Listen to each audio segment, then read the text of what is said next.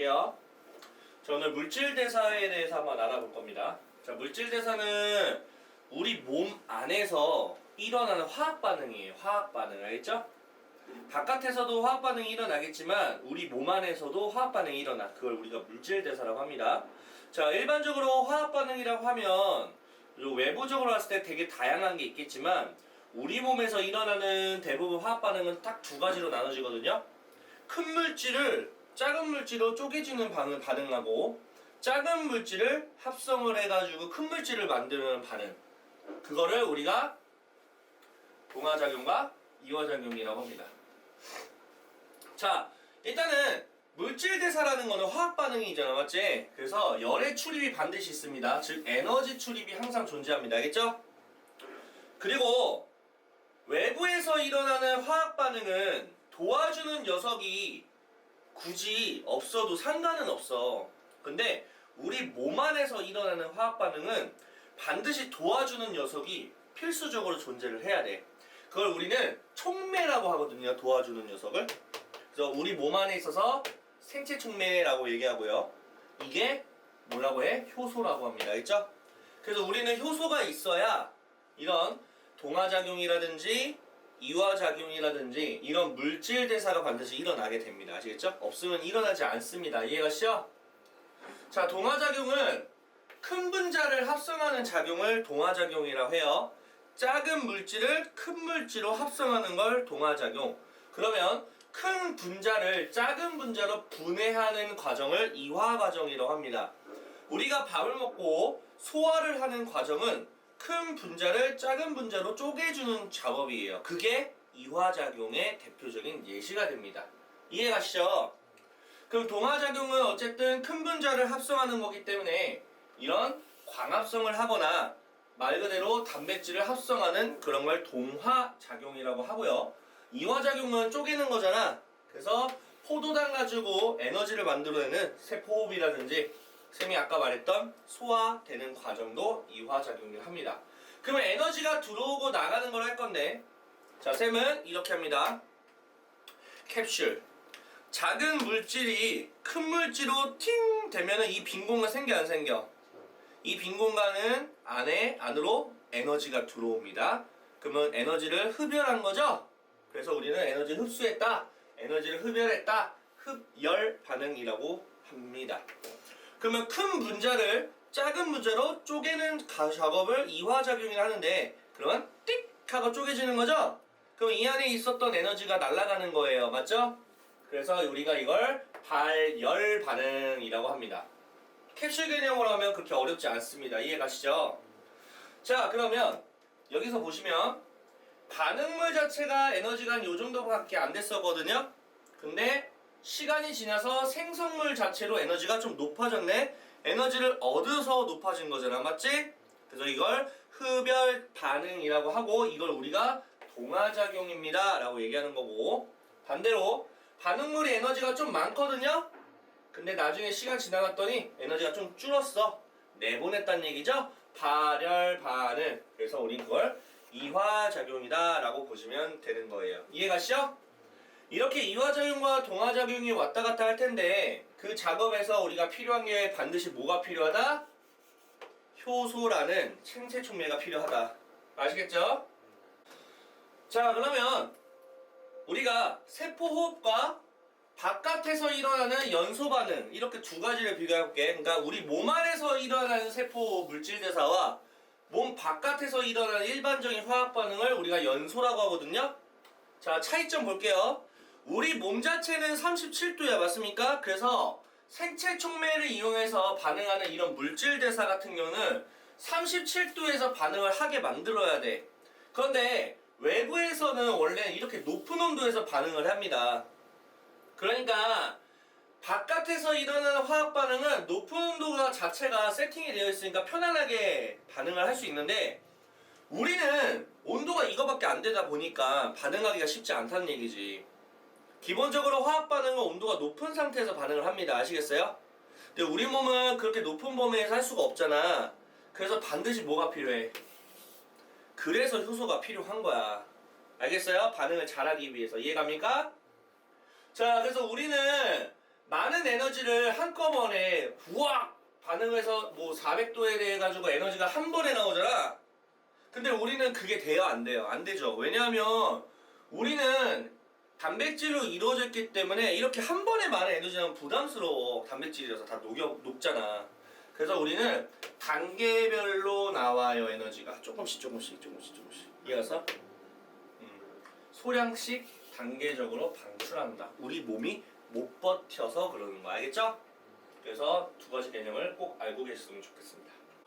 자, 그러면 효소에 대한 부분입니다. 여기에 포인트예요. 자, 효소는요, 뭘 낮춰? 활성화 에너지를 낮춘다. 자, 활성화 에너지는 뭐냐면 우리가 반응을 하기 위해서 최소한의 필요한 에너지가 있어야 되거든? 그 에너지가 없으면 반응을 할 수가 없어. 최소한의 에너지가 활성화 에너지야. 반응하기 위해서 최소한의 에너지가 필요하거든? 그게 활성화 에너지라고 하는 거예요.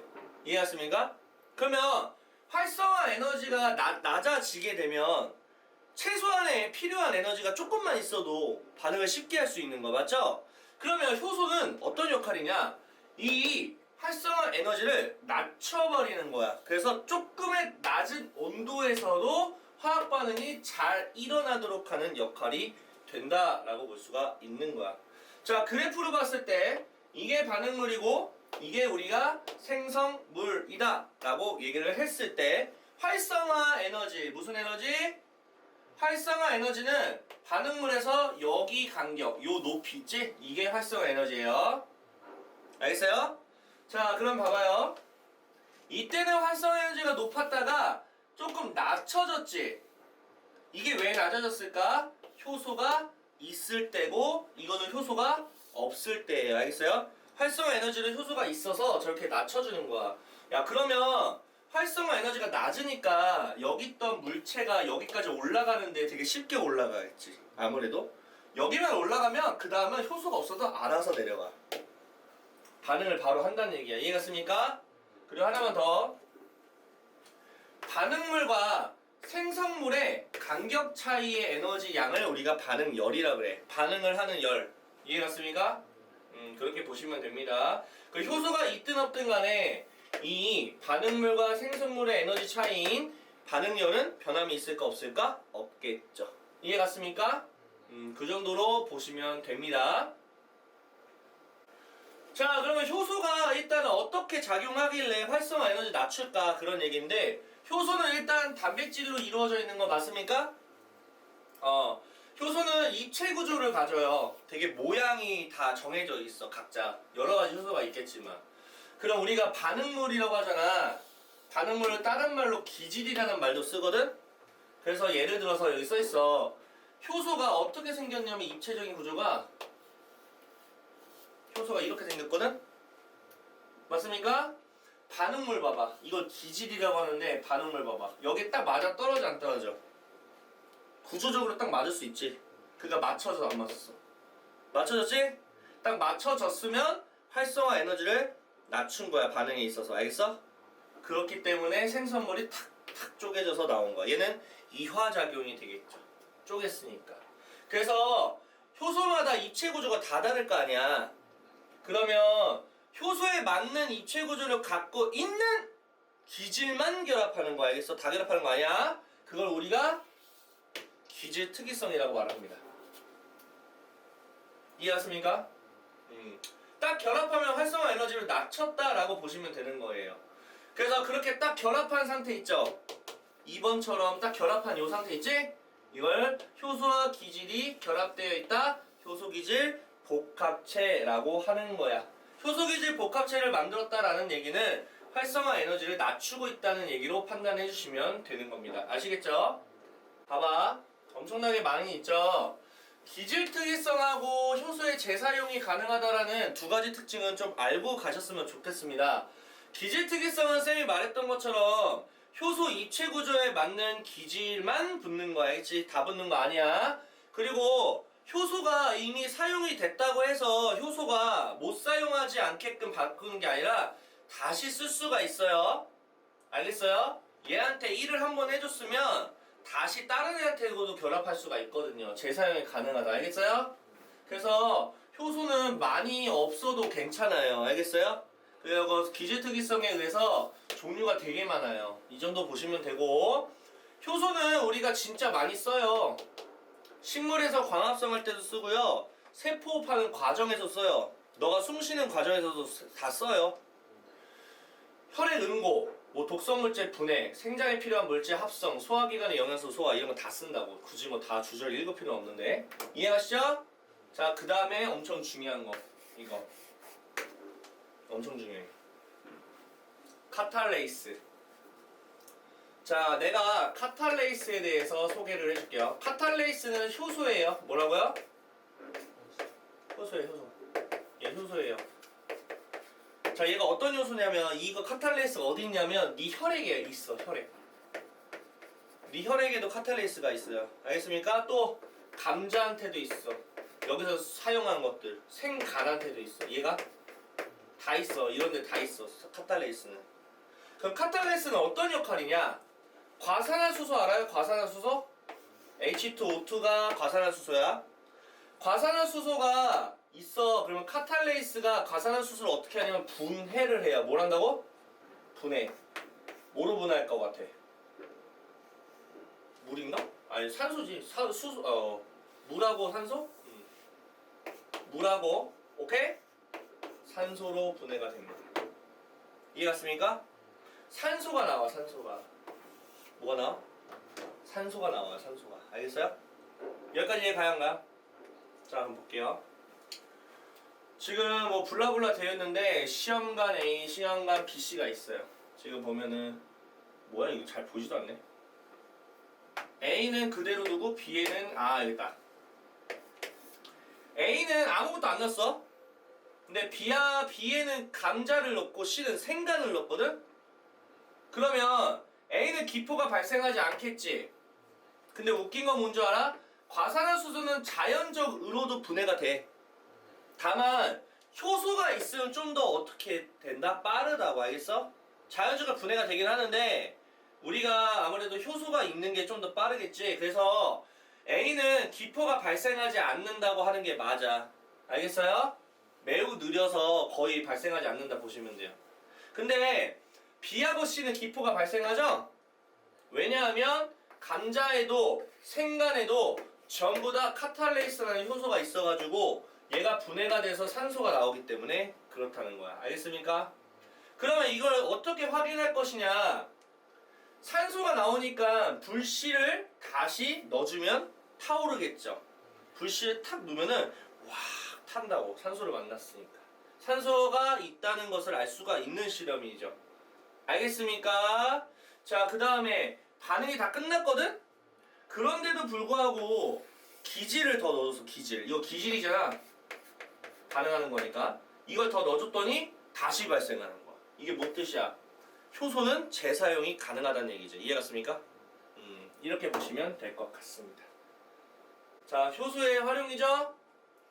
일상생활, 뭐 발효식품, 블라블라, 의학, 산업, 성경 여러 가지 그냥 우리가 효소를 쓴다. 특히나 세제도 많이 써. 세제 세탁기에 들어가는 세제 보면 가루 세제 있잖아. 색깔 다 다른 거 봤었어?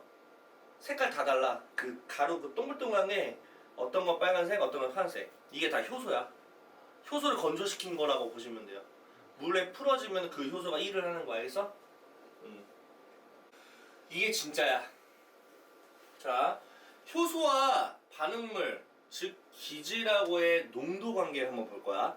자, 한번 볼게. 지금 X가 반응물의 농도야. 그리고 여기는 반응 속도 알겠죠? 자, 반응물의 농도가 높으면 반응 속도는 늘어나는 거는 솔직히 상식적으로 가능하죠? 초반에 어떻게 돼요?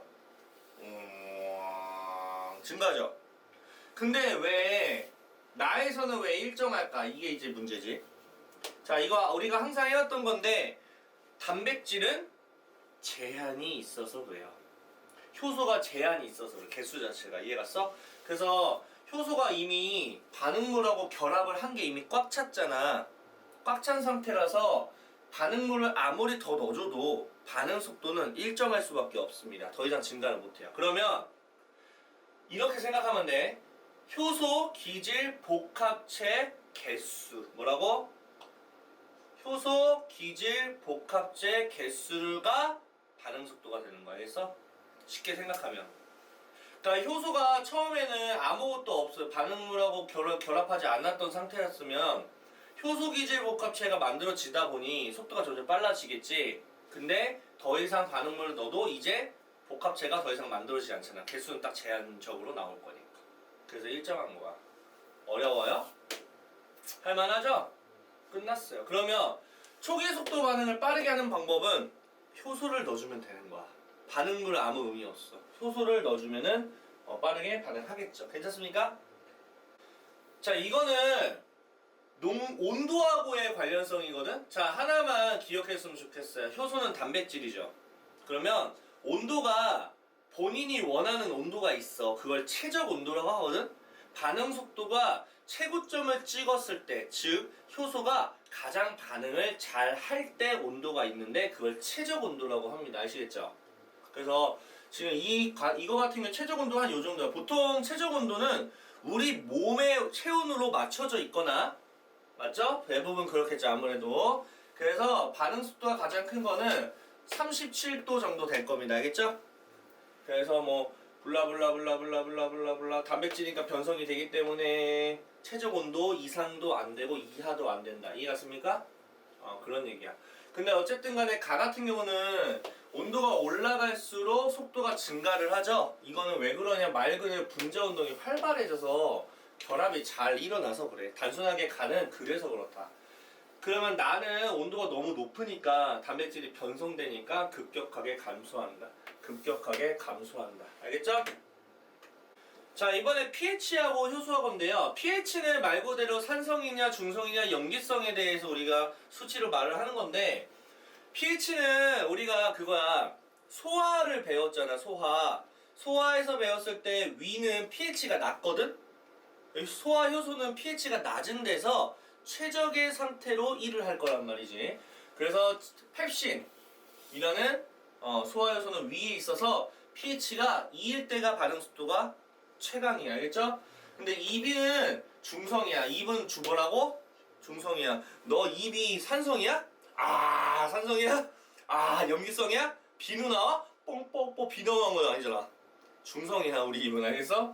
트리신 소장 같은 경우는 살짝 염기성이에요. 알겠어요? 그래서 위는 산성이고 입은 중성이고 소장은 염기성입니다. 그래서 단백질이 중요해가지고 단백질은 pH에 영향을 많이 받아. 온도도 많이 영향을 받고. 알겠습니까?